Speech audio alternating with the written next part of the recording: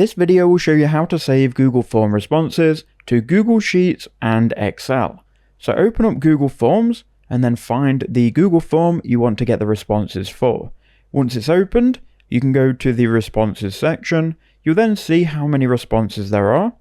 You can then click Link to Sheets in the top right hand corner. This will ask you if you want to create a new spreadsheet, or if you've already got a spreadsheet, you can click on that. I'm going to go ahead and create a new one. Once you've created it, it will then open it in Google Docs.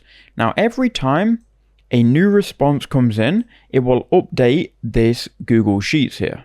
This Google Sheets can be found in Google Drive, or you can just go to Google Sheets and you'll be able to find it here as well. Now, this will be updated every time someone responds. If you wanted to download this as an Excel file, you can go File, then go and click Download, and you can then click Microsoft Excel, and this will add that to your downloads folder. It's important to know though, once someone responds to your form, it will update on Google Sheets, but it won't update to the downloaded Excel file.